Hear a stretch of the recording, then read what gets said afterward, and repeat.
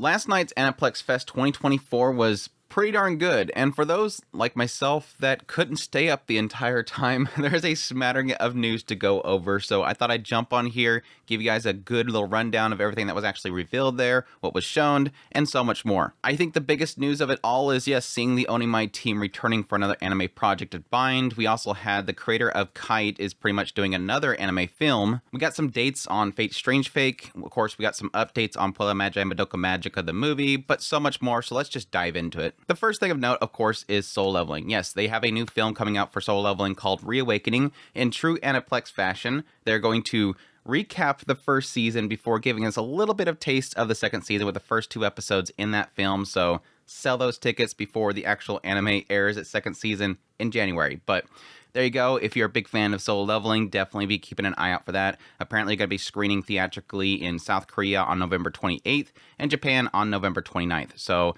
no dates yet for the West, but I'm sure it'll be pretty much right after that. For a second bit of news, we have Puella Magi Madoka Magica, the movie. I'm not going to say the name. Something Rising. Something Rising is a sequel of Rebellion, of course. They also announced during the entire Aniplex Fest that, yes, they will be re-releasing the first 3 films in Ultra HD. So if you're a massive fan of the series, look forward to buying it again. But yeah, watch the trailer. Looks really good. They had a couple characters, new characters that were actually shown in the trailer. So definitely go look for that trailer, check it out, and yeah, be excited. Of course, this has been a movie that I think they've delayed. I think they delayed it once. I think they only delayed it once at this point. But yes, it's still scheduled for winter of 2025 in Japan. So cool stuff. Moving on from there, speaking of re-releasing Blu-rays, Noah Zero is getting a new Blu-ray release. It's going to be including a 24.5 episode, which is called Fragment of Rain, The Penultimate Truth. So, not sure exactly what that's going to be. I'm assuming it's going to be something else to add a little bit extra to the story, just to sell Blu-rays. I won't be buying it again. I don't even know what got in my head to buy it to begin with. I love the first season. Let me be perfectly honest. I love the first season.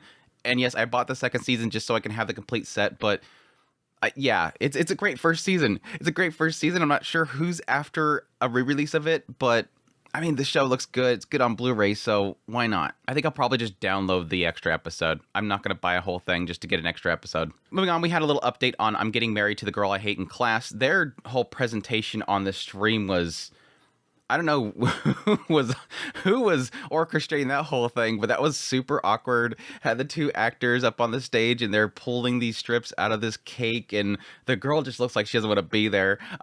The girl's pretty new at this whole thing, so maybe she was in character. That could be it. But yes, for those who don't know, this is a story about a guy who, like, this girl in his class is like his biggest rival. They don't like each other, and now they're married, and they have to learn to get along. And then, of course, Doki Dokis probably happen. It looks cute. The PV doesn't look that great. I think the artwork for the original source material looks really good, but the anime just looks very middle. Like, animation wise, just looks very middle. Hopefully the show itself is actually very entertaining. We'll see. We got a little update on Emiku MD Doctor Detective. It's going to be releasing in January. They got a new trailer for that, as well as a new key art for that as well. The PV looks really good. I think the character looks really fantastic. Hopefully that's a good little kind of detective doctor story, but we'll see. Then for fans of Laid Back Camp, we get a little update on Mono, which of course is the series that was created by the creator of Laid Back Camp. That one is going to be releasing in 2025, so still kind of an entire year bracket. I'm going to assume maybe like probably a summer or maybe a spring show for us. But that got a new key art. The trailer they released for it's just another teaser. It doesn't really show any animation. It just shows a bunch of clips from the actual manga itself kind of flying across the screen. So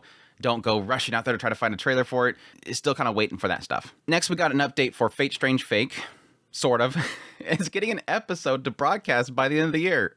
I feel like this is going to be the norm for Fate Strange Fake. I just assume that going forward, Fate Strange Fake, it's just going to be released in single episodes every single year at the end of the year. Like, they're going to breadcrumb us a single episode. Here you go. Here's a single episode. Did you enjoy that? We'll wait for the next one. Apparently, it's going to be showing before then in November at the 20th anniversary showcase. So if you're going to be there in Los Angeles, definitely check that out. But for everybody else, by the end of the year. Or it'll be leaked probably. Now, big surprise for me at the Aniplex Fest was Introduction to Minerology. This has been scheduled to broadcast in 2025, and yes, Studio Bind is animating it. But not just that, we also have returning director and series composition writer for the Onimai series will be working on this series. And yes, that's Shingo Fuji and Michiko Yokote. Now, Michiko Yokote is everywhere. She's amazing. But yeah, she was also working on Onimai as well. So the two of them working together again, plus some other members of the team that's going to be returning for that as well, which is really, really cool. Why I point this out is because for those that did not watch Onimai, I think the anime adaptation of that was absolutely incredible. They took really kind of like a skit-based manga and turned it into like a full-fledged anime series. It just did a really good job of kind of filling in the gaps and kind of rearranging things so that it all kind of told a really good story. The synopsis for this one is the story of Ruri, a girl who likes jewelry and accessories, diving into the world of mineralogy. I know. Fantastic synopsis. I guess that's fine. We'll see how it turns out. The character art looks really good. The PV for it doesn't really show much, but at least the key art looks good. I'm super excited for that. I really loved Onimai, so definitely excited to see what Shingo does with this one. Next, may I ask for one final thing? TV anime was announced for 2025. It's going to be done by Lead Films. They released a trailer for it and a key art. The trailer doesn't really show much. It just shows her walking into the ballroom and putting on a glove, and that's it. Which fits because the synopsis is basically the same thing. It's the story of the villainous character. The guy calls her out in the ballroom. Instead of like crying and running out the door, she decides to ask to punch the guy and then gets her revenge on everybody else afterwards. It's the villainous story where the character is wrongfully claimed and they just are fed up with it, basically, which that could be really interesting. I'm looking forward to it. Next, we have Fragrant Flower Blooms with Dignity manga is getting a TV anime by Cloverworks in 2025. My gosh, the trailer for this looks gorgeous. The trailer looks gorgeous. Go check it out. I don't know, I'm getting vibes of like a Kebi Sailor uniform and just a lot more kind of different polish to it. So definitely both shows are incredible, but this trailer looks really, really good. So definitely looking forward to that one. For those that don't know, the synopsis is essentially that you have like this delinquent boys' school right next to the refined, beautiful all-girls school. And this guy works at a sweets place. And at some point he meets this girl from that school. They meet each other. They're really good friends. And then after a while you realize, oh yeah, they're going to these two different schools here. People are getting in their way of their romance and all that kind of stuff. So it looks cute. Like I said, the PV looks gorgeous. Definitely can't wait for that one. Now, the biggest shock for me because yeah, by this time, I was already asleep. I'm like, I gotta get some sleep. I can't stay up for this entire presentation. But yes, we had a massive reveal at the Aniplex Fest, which is Yasuomi Umetsu, of course, is the creator and director behind works like Kite, Mezzoforte, and whatnot. Really incredible designs to his characters. A lot of really crazy, amazing films that he's put together. He's working on a new project with Shaft, an original anime called Virgin Punk. The first of the series is called Clockwork Girl. It's going to be premiering in Japan in summer of 2025. They released a trailer for it, a new visual for it. Yeah, the trailer looks incredible. When I was watching the trailer, I immediately got like a sense of like the whole like robot concept of Mezzoforte kind of thrown into some crazy Kite stuff. If you watch Mezzoforte or Kite, it's almost like a mash between the two of them. Like, if it ain't broke, don't fix it. This guy knows how to do this kind of stuff really good. The synopsis they released for it is the story depicts the suffering of a female protagonist, Ubu, and the desire and chaos the strong characters who surround her have woven. There you go. The synopsis kind of gives an indication. I'm assuming this is Ubu, the girl that kind of just stumbles out of some kind of research facility. At some point, she stabs herself in the leg, and it doesn't go in her leg, like she's metal or something like that.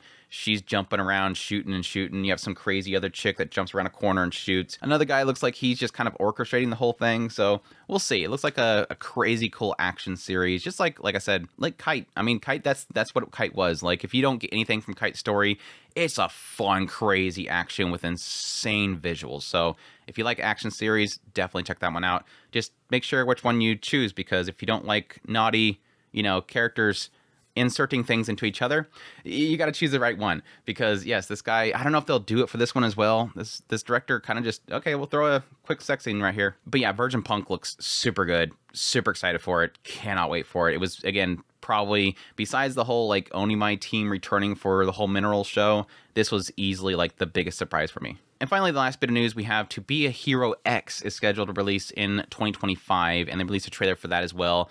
I checked out the trailer for it. It looked really good. Like, the trailer for To Be a Hero X looks really, really good.